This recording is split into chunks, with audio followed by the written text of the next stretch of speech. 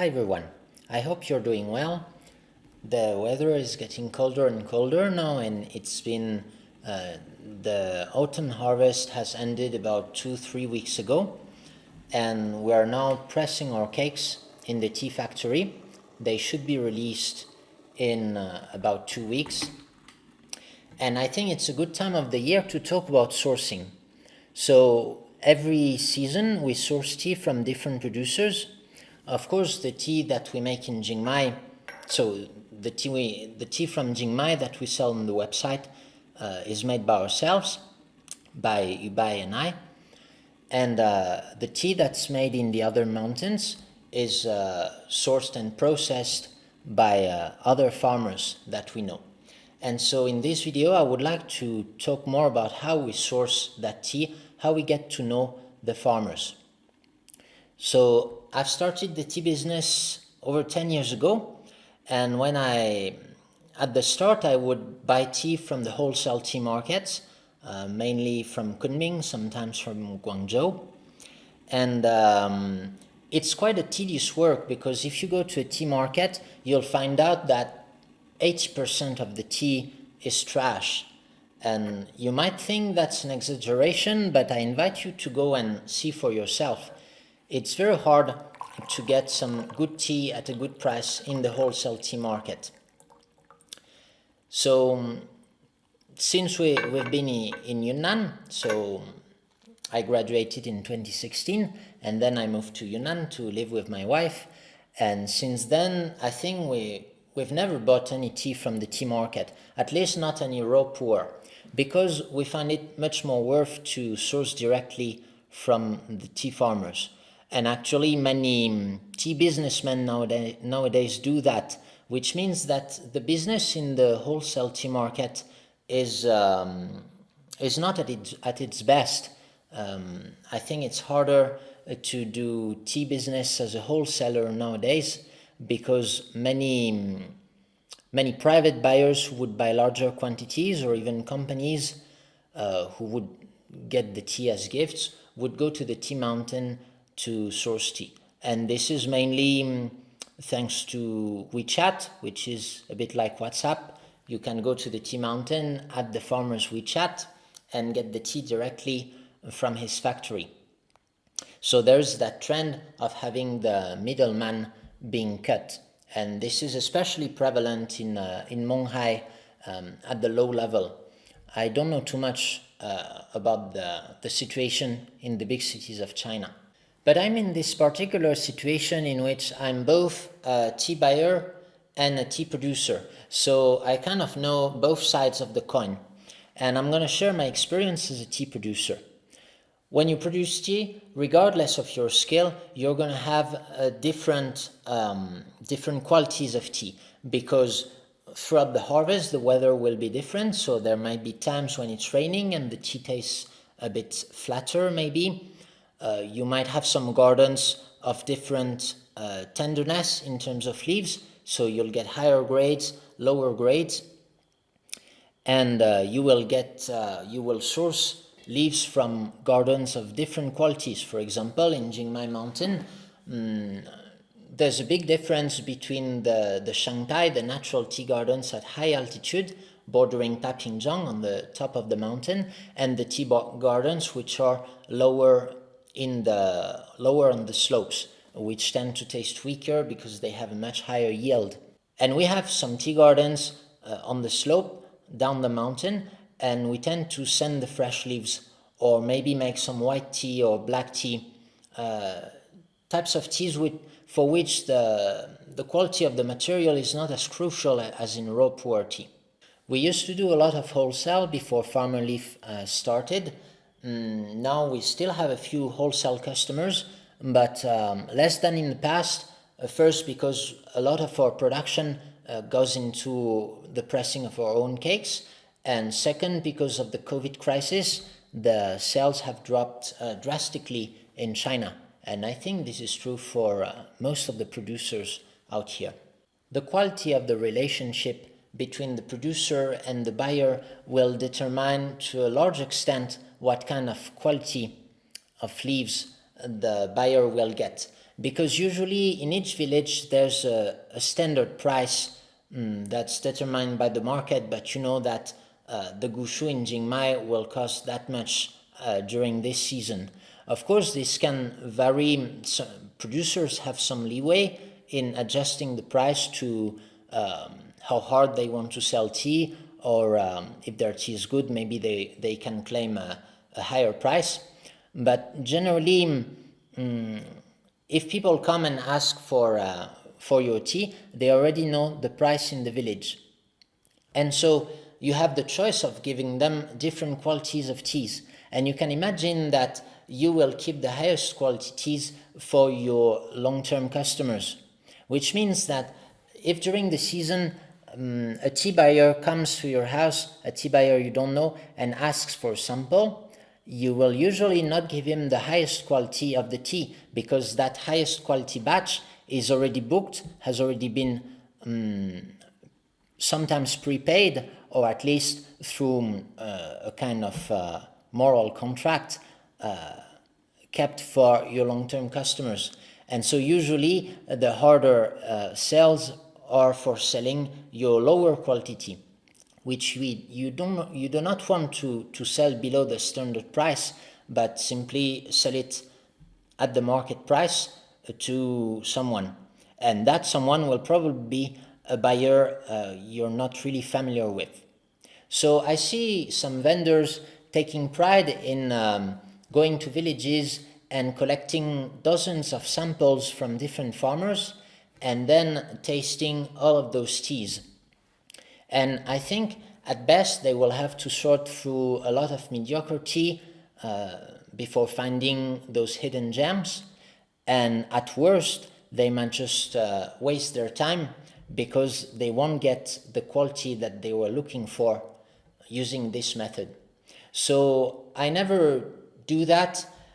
I rarely ask for samples during the production. It's interesting to see that most of the tea buyers will visit during the early spring harvest. The problem is my strategy for getting good tea is to establish a good relationship with the producers. And during the early spring, people are very busy making tea and meeting with the visitors and customers. So it means it's the worst time actually to establish a long-term relationship. Personally, I prefer to visit the tea mountains in late autumn or in the middle of winter when the farmers are at home and hopefully have some time to drink tea. And so the samples I will try will more likely be teas of their past productions. This will allow me to assess the way they process tea, the quality that we can expect from their tea gardens, and also how their tea ages.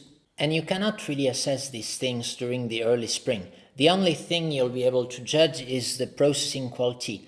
But again, you'll need some experience because tea, when it's very fresh, tastes very different from after 1 or 2 months after its production. Of course, you can get this experience, and we also got it through our tea farm in Jingmai. But I guess most of the buyers will have a hard time adapting to that. It will surely take them a few years. So when I go to a village I'm not familiar with, I first have a look at the houses and especially the processing facilities. So I have a look at the tea factory. Usually by the size of the drying house you can estimate the size of their business, of their operations, because that's often the limiting factor during the early spring production, how much tea you can dry in your house. Then I tend to evaluate maybe the conscientiousness of the farmer just by looking at how clean the factory is, how organized it is. Now, of course, you have to use your good judgment, and it will vary a lot depending on the situation, depending on the socio-cultural factors, because in those villages you'll find a wide variety of situations. And for example, my expectations wouldn't be the same in a very famous village such as Laomana, or in the famous villages of Iwu, as it would be in a more remote area, which is maybe less accustomed to producing very high quality tea or having high standards. Then I will meet the farmers, and so on this you kind of have to rely on luck. It's called the Yuan Fan, the fate. I think what matters is to meet people you like to work with, which means maybe your personalities match, and that's primordial in order to establish a good relationship. So I guess, of course, it's hit and miss, but I guess usually 30% of the time you visit someone, you feel you can do business with them. Then when you're in the business of high quality tea, you should not haggle with the farmers, because, as I said, ultimately the farmer has the power of giving you his best teas or his average teas. And so if you want the best teas, you need to please the farmer. So I think haggling is a big no, actually, in that kind of business. Haggling can surely be useful when you're in the market for cheaper teas, but personally I don't like doing that. If I'm not satisfied with the price at a first offering, I will just try to look for another deal somewhere else. And I think we tend to say that in China there's a lot of haggling, but it really depends, I think, on your personality and the kind of trade you're in. And I would say in high quality tea, it's kind of inappropriate, I would say. Sometimes I might run into some tea in which I like the raw material. You can feel the good tea. You can feel some good thickness in the mouthfeel, some huigan. These aspects of the taste tend to be imported mainly to the raw material, but I might not like the processing in this tea. So in this case, I will first discuss with the farmer, because even though I have my own ideas about the processing, sometimes I'm open to sourcing teas which have a different philosophy of processing. This was the case, for example, in some teas we sourced from Laos in the past, which were, I think, a bit too red to my taste. So we did some training sessions, and the teas from Laos we get now are processed more according to our view in Jingmai. But it can become kind of a philosophical debate, because if everybody in a place processes a tea that way, maybe that's really the authenticity of that tea, and you don't really want to alter the authenticity, because that's part of the overall quality. So usually, if I find the processing is odd or different from what I'm used to, I will just engage with the farmer and discuss that part, see if he does this because he doesn't know better, or if he does this because he's thought about it and that it's a conscious approach that he takes. Now, of course, there are limits to that, and usually I will just trust my gut feel to see if the tea will be good or not. And if you look at how big companies sources their tea, they tend to ask the producers a lot of samples, and then they have hundreds of samples that they have to evaluate. And I think this approach is counterproductive, because in the early spring, if you ask me a sample in mid-March, for example, at the beginning of a production run, and I cannot send you a sample that will be representative of the final product, because at the beginning of the tea season, you don't have the best tea trees. Usually the older tea trees, they sprout in late March or even mid-April. So you will only have a different quality. And at the end of the processing, we will pile the tea, we will blend the tea, what we call dadue, so make a pile and homogeneize different batches, and only then you will have the final quality. But if you're a good producer, by that time your tea will probably be sold out. And this is why, if you use this approach of sampling, you'll always be chasing, you'll always be too late when it comes to buying tea. By the time you receive the sample and try it, maybe the good tea will be sold out, or you might be disappointed because what you receive is different from the sample you tasted. or you might not really like the sample from from the beginning of the season, but the final batches turn out to be very good.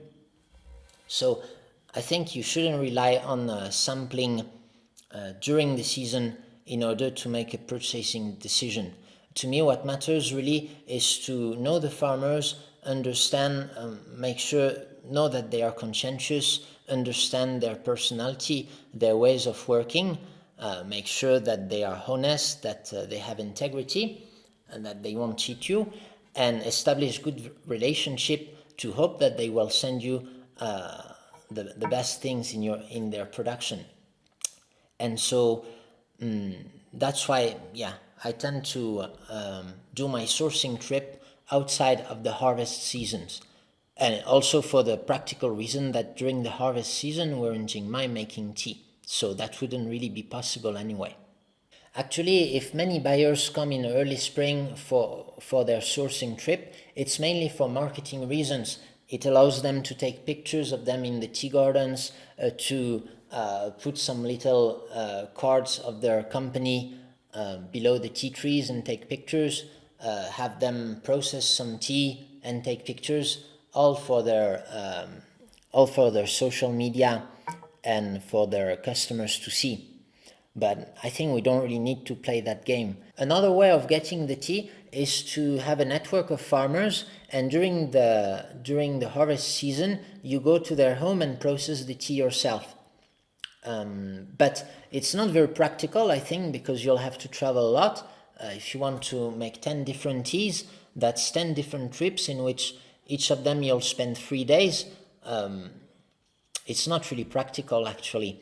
And I believe that the farmers eventually will make a better product because they know the mountain and they are more used to processing their leaves. So if you work with conscientious people, you should really trust them, and I'm sure they will do a better job at processing their tea than I would do, for example. Also, when people come from outside the village to make some tea, they might not be able to source the best tea gardens in the mountain. For example, in Chiang Mai in early spring, the ancient tea gardens tea is very high in demand, and it can be very hard even for us to secure the leaves because many people in Chiang Mai know where the good tea gardens are, and they will book the tea on the trees from their relatives.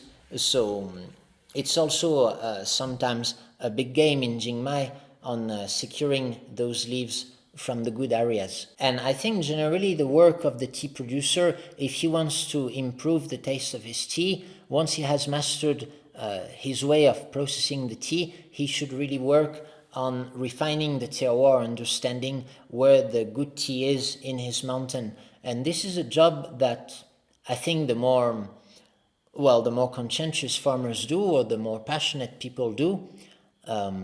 And you might want to work with those people because they'll be able to source higher quality leaves from their terroir. So it's also, when I meet the farmers, I also try to talk about the terroir and try to see how much they understand of their terroir. And this might vary widely also according to the villages and the cultures. You also hear the argument from wholesalers that they can get cheaper prices than a private buyer because they will buy in large quantities. And it might be true, I think, for the cheap teas. The cheap teas which are used in the industry or that you'll find in Western tea shops, it could be true because then economies of scale matter. But I would say for high quality tea, for Gusu, tea from ancient tea gardens and famous tea mountains, you don't really have those economies of scale. And since those teas tend to sell well, ordering a large quantity will not necessarily grant you a large discount because those teas sell out anyway. Now, it might make sense to go through a middleman in order to get tea from more remote areas in which there's an extensive sourcing job to do, and you might not have the time or the ability to do that sourcing job. So it's still on a case-by-case basis, and there are some areas in which it would maybe take too much time to get familiar with the area, and then having a middleman will allow you to get a better deal. But most of the time, people who tell you those stories of getting cheaper tea from a wholesaler, it's obviously because the tea is blended or the tea is mislabeled and comes from cheaper area. So generally, if you want tea from a famous mountain, I would recommend you go there directly. So in conclusion, I would say the analytical approach of sourcing a lot of samples and evaluating them, it's not very efficient. It doesn't work well for sourcing high quality tea because you will likely not get the samples from those best teas. So you might be able to select some better teas among the samples you got, but you won't be able to get the best teas. And those best teas are hard to catch because if they go to the hands of private buyers, you will never even see them in a wholesale tea market. They will be in some rich people's private collection. So if you want to get access to those teas, you really need to spend time with the farmers, visit them outside of the harvest seasons, visit them when they have time, have some good discussions with them, spend some time there, get familiar with the area, know some people, and after some time you will be able to get access to those teas. And so I rely much more on trust, I think, than many would, and it can be counterintuitive in an industry in which mislabeling and fraud is rampant, but I hope what I explained makes sense. So that's why I don't really need to try a lot of samples every year. Of course, I will usually share samples from different mountains with my friends in order to compare the quality I get and also to learn more about the terroirs and different ways of making tea. But when it comes to purchasing, usually if I contact someone, it's already that I trust that his tea will be good, so I don't need a sample for the tea I'm going to order. And so that's about it for today. So thank you for watching and see you later. Bye bye.